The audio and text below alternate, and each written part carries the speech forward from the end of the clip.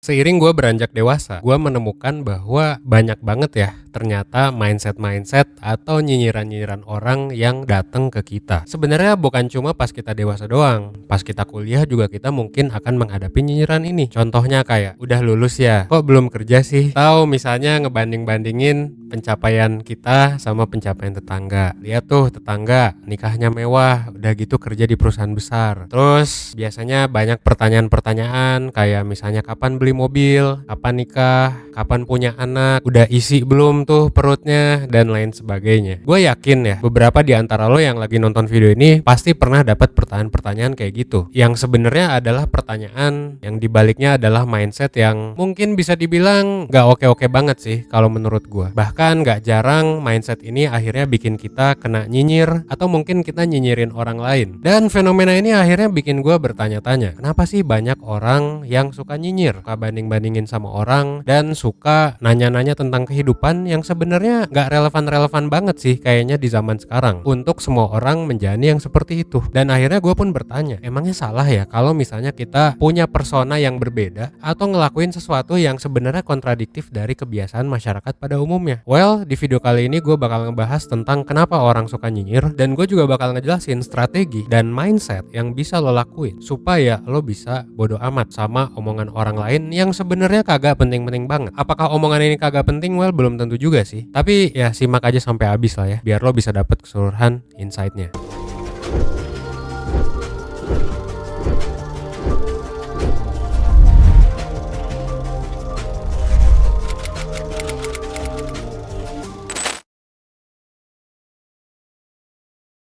Oke, kita bicara dari dasarnya dulu aja. Intinya soal orang-orang yang suka nyinyir tentang hidup orang lain atau berharap atau berekspektasi bahwa orang lain tuh harusnya hidup kayak gini. Nah, ternyata orang yang seperti itu disebut sebagai orang yang punya pemikiran biner. Pemikiran biner tuh apa sih? Pemikiran biner adalah cara berpikir yang meyakini kalau dunia itu adalah hitam dan putih. Nah, jadi kalau misalnya lo gak bener, ya lo salah. Jadi entah lo di titik yang baik atau ya sudah tidak baik. Ya contohnya, gak lulus 4 tahun kuliah ya lu tolol cuy. Misalnya abis nikah lo nunda punya anak gitu sampai bertahun-tahun, ya lo udah fix lu gak subur. Atau kalau misalnya lu belum dapat kerja setelah lo lulus berbulan-bulan atau bertahun-tahun, ya berarti lo gagal dalam hidup, lu beban masyarakat. Padahal faktanya ya dunia itu kan lebih kompleks ya dari sekedar hitam dan putih. Dan gue melihat bahwa ini seringkali jadi pertimbangan orang-orang juga dalam melakukan keputusan. Padahal dunia itu kan ya tidak sekedar hitam dan putih kan. Nah, sejarahnya ternyata panjang. Cara berpikir kayak gini udah berkembang dari zaman peradaban kuno. Contohnya di China, ada satu konsep yang disebut sebagai yin dan yang. Konsep ini biasa dipakai buat ngejelasin keseimbangan dari dua kekuatan yang saling bertolak belakang, black and white,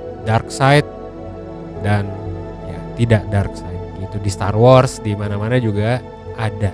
Di abad pertengahan, pemikiran biner ini berkembang pesat di masyarakat yang religius, di masyarakat yang beragama, dengan munculnya konsep kayak baik dan jahat, surga dan neraka, pahala dan dosa, dan lain sebagainya. Nah, pemikiran ini juga yang jadi salah satu alasan munculnya konsep kelas sosial, kaum bangsawan versus rakyat biasa, proletar versus borjuis. Bahkan lebih simpelnya lagi, kalau lu kagak kaya, ya lu miskin. Meskipun pemikiran biner ini ya dipakai banget sama manusia hampir di setiap zaman, banyak ilmuwan dan peneliti yang bilang kalau pemikiran biner ini sebenarnya nggak rasional, atau ya pemikiran kognitif yang sebenarnya nggak nyambung gitu, nggak logis. Kenapa sih dibilang kayak gitu? Kenapa? Karena pertama, pemikiran biner ini ya seringkali adalah pemikiran yang cepet banget gitu, thinking fast instead of slow. Artinya lu melakukan overgeneralisasi terhadap sesuatu yang kompleks, dan lu punya asumsi yang biner banget, kalau nggak satu ya nol. Dan riset juga ngejelasin kalau cara berpikir dan analisis orang biner itu ibarat lu menginterpretasikan data yang sebenarnya kompleks, tapi ya dengan asumsi pribadi dan emosi doang, alias kagak nyambung karena gak pakai perhitungan dan analisis lainnya. Yang jadi pertanyaan, kenapa sih banyak orang yang masih sering berpikiran biner? Nah, kita bahas di section selanjutnya.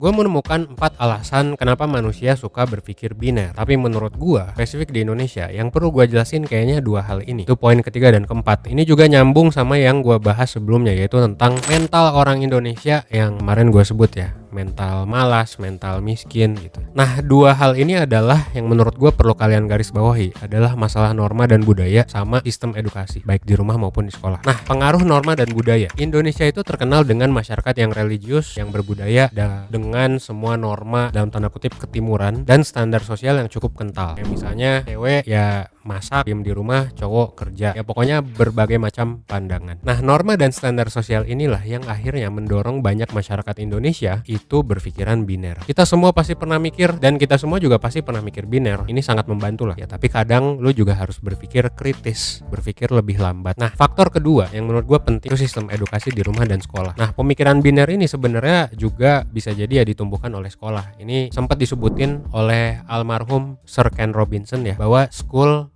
kills creativity. Artinya sekolah itu ya sebenarnya bikin kita nggak kreatif, bikin kita nggak kritis. Karena ya sekolah itu menuntut siswanya buat berpikir jawabannya tuh cuma ada dua, kalau nggak bener ya salah, dan hanya akan dihargai kalau bisa ngasih jawaban yang benar. Ya contohnya pelajaran matematika dan lain sebagainya gitu ya, yang kalau lu tinggal di Indonesia, orang pinter tuh identik dengan orang yang jago matematika. Meskipun nggak juga sih sebenarnya ya, menurut gua. Nah, kalau di matematika mungkin cara berpikir biner bisa jadi metode yang baik, karena ya udah jelas yang mana yang benar, yang mana yang salah. Di fisika juga sama. Meskipun di konteks lainnya, bahkan di fisika, ya lu kalau tahu fisika kuantum, itu tuh nggak ngomongin soal biner-biner lagi gitu. Itu ngomongin soal ya random aja probabilitas. Itu di fisika. Zaman sekarang udah muncul teori-teori seperti itu dan sudah terbukti juga oleh banyak penelitian. Apalagi konteks lainnya juga yang bukan mata pelajaran, misal konteks kehidupan. Ya bisa jadi pemikiran biner ini kagak tepat dong, karena bisa membatasi critical thinking dan eksplorasi dari si siswanya itu sendiri. Nah, kalau dalam kehidupan seringkali kan kita, atau mungkin bahkan orang tua kita gitu ya, mikir kalau sukses tuh punya mobil dan rumah. Kalau nggak punya mobil dan rumah ya belum sukses. Nah, ini kan bisa jadi jebakan. Padahal sekarang tuh harga rumah udah gila-gilaan. Belum lagi ketika gua belajar finance, seringkali ternyata yang mencekik orang-orang itu adalah pertama kredit rumah, dan kedua adalah kredit kendaraan bermotor. Ini yang bikin orang ya jadi banyak menderita gitu, karena mereka maksa untuk ngutang untuk dapetin suatu hal yang dianggap sebagai simbol kesuksesan. Nah, dampaknya gimana dong ke pemikiran orang-orang? Ya banyak sih, tapi menurut gua ada 3 hal yang jadi concern gue banget gitu ya. Pertama, pikiran kita jadi kaku, kita jadi susah memahami persoalan rumit, susah buat maju, susah buat berinovasi, jadi close minded, bahkan cenderung jadi debat kusir gitu, nggak beres-beres kalau lu debat sama orang yang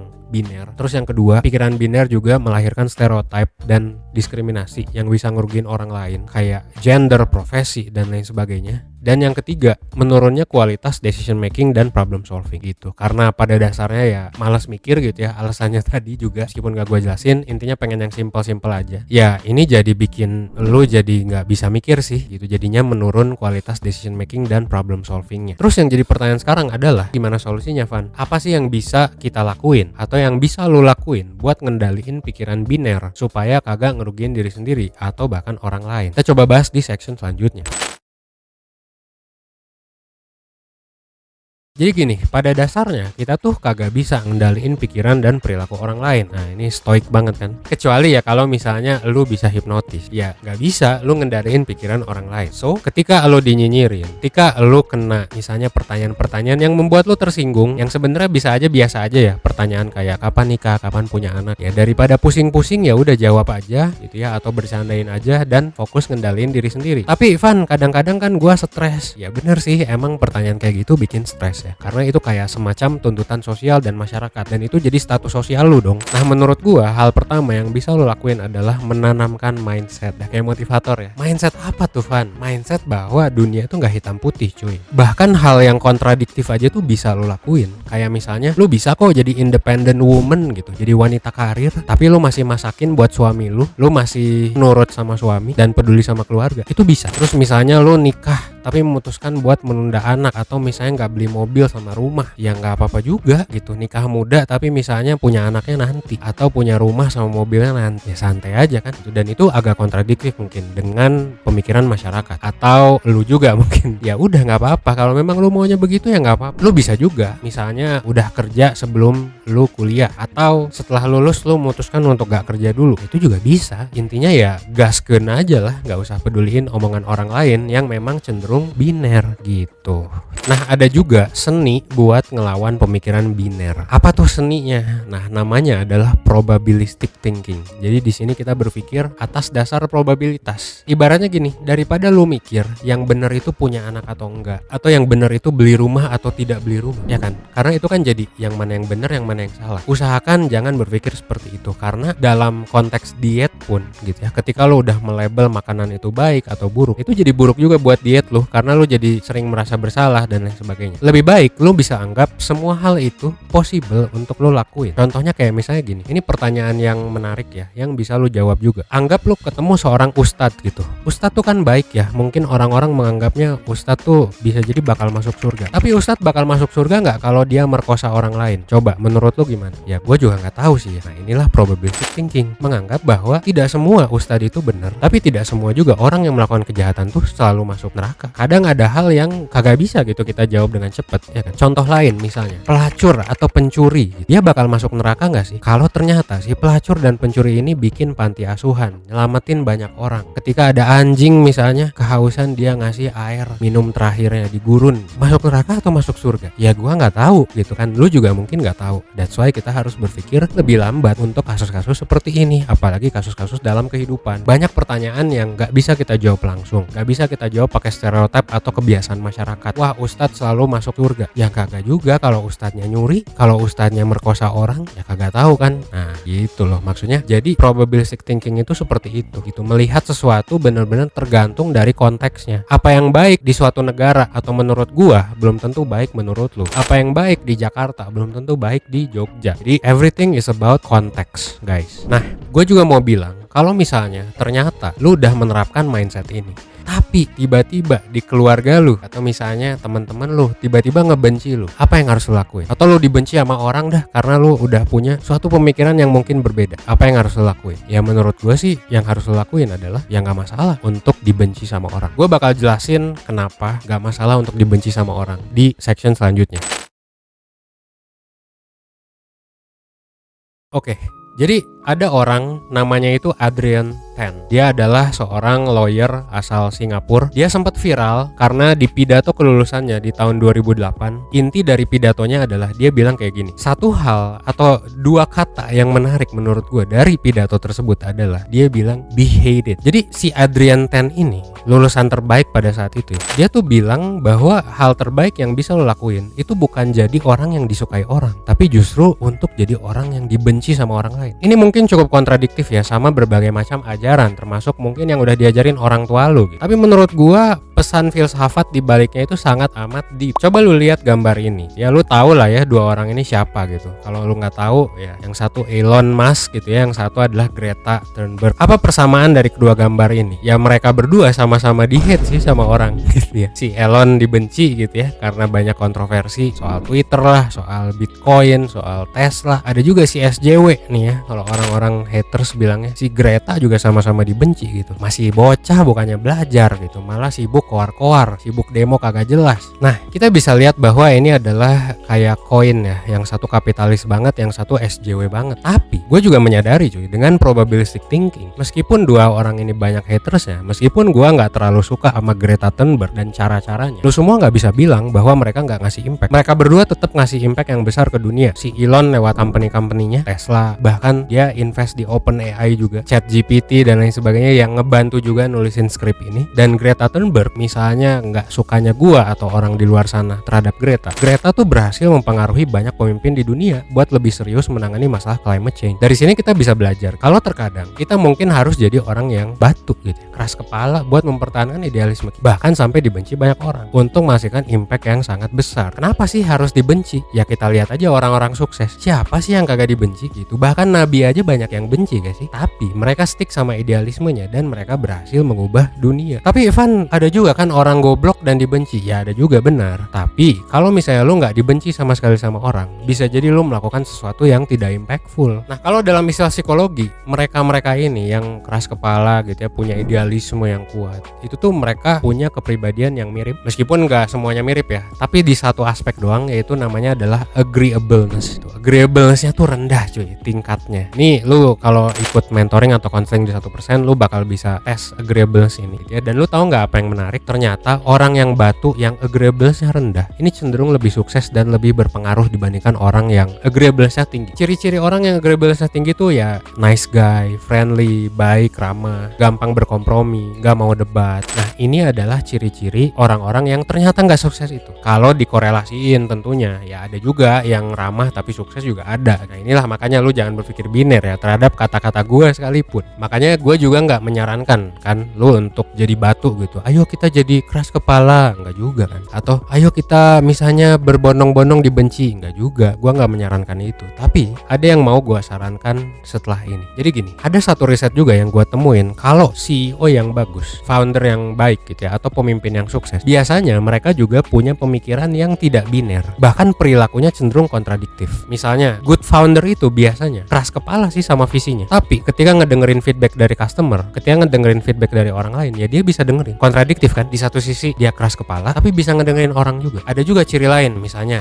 enak sih kalau diajak ngobrol, tapi kalau diajak debat serem, atau kalau diajak ngobrol dalam konteks kerjaan serem. Nah, jadi ini bisa lo lihat ya polanya, bahwa banyak CEO yang baik itu mereka bisa jadi keras kepala, tapi bisa jadi santuy juga di saat yang bersamaan. Nah, dan gue sangat percaya ini. Kalau lu sering nonton 1%, gue dan 1% juga punya satu filosofi yang ya bisa kita bilang mungkin filosofi santuy gitu. Atau kalau istilah saintifiknya, meskipun gue yang bikin sih ya, namanya adalah good pragmatism. Maksudnya apa? Lu tuh hidup tuh ya harus hustle tuh, tapi harus bisa santuy juga. Kita percaya kalau dalam hidup itu, meskipun gue ngomong ini dalam konteks mental health tuh bukan masalah manja-manja doang gitu ya, bukan masalah work life balancing itu doang. Tapi di satu sisi menurut gue, orang yang sehat mental itu yang bisa hustle, bisa kerja keras, bahkan berani lembur gitu ya, kuat mental. Tapi di sisi lain ketika dibutuhkan bisa juga males-malesan, santuy, nikmatin hidup, nongkrong, have fun, party-party. Kenapa seperti itu gitu ya? Karena hidup tuh nggak biner, dan gue rasa banyak orang yang bisa relate juga. Intinya ya penting banget sih buat kita untuk segera keluar dari jeratan pemikiran biner gitu. Gak ada salahnya kok kalau pikiran kita mau kontradiktif, gak ada salahnya kalau perilaku kita mau kontradiktif selama kita menganggap bahwa itu tuh benar. Dan gak masalah untuk dibenci oleh orang, apalagi dibenci oleh orang yang biner cuy. Ya selama gak ngerugiin orang lain, why not, ya kan? Tapi gue juga mau nanya sih, menurut lo gimana? Kira-kira lo ada solusi gak sih buat orang-orang yang berpikiran biner? Atau mungkin lo punya pengalaman menarik dari perspektif lain yang bisa lo ceritain? Coba lo ceritain di kolom komentar aja ya. Well, keluar dari kebiasaan berpikir biner sebenarnya kelihatan simple, tapi lagi-lagi yang sederhana belum tentu mudah ya. Karena balik lagi, cara berpikir biner itu sudah mengakar mungkin di masyarakat kita dan ya semua masyarakat di dunia sih ya. Tapi at least kita bisa coba dulu aja sih, mulai dari diri sendiri. Tanamin mindset-mindset yang bisa ngegeser kebiasaan kita buat berpikir biner. Jangan sampai juga sih, bahkan ya gue juga pernah lihat beberapa kasus ya, orang kesehatan mentalnya terganggu karena pikiran biner orang lain. Jangan sampai kayak gitu sih, rugiin diri sendiri, belum lagi kalau nanti lu pakai mindset yang bikin orang lain juga gitu sih ya. Tapi again, lagi-lagi kalau misalnya lu ngerasa terganggu sama nyinyiran orang, sama omongan orang, atau bahkan orang tua lu sendiri gitu ya, saran gue sih ya of course lu harus melakukan sesuatu, dan salah satu cara untuk melakukan sesuatu adalah dengan konsultasi ya, minta bantuan ke profesional, ke lulusan psikologi, bisa ke mentor atau psikolog di 1%. Ya semoga aja kalau misalnya lu ada masalah dan lu kesana, lu bisa membaik sih. Dan ya tentunya ada jaminan ya, ketika lu cerita ya gak akan dijudge,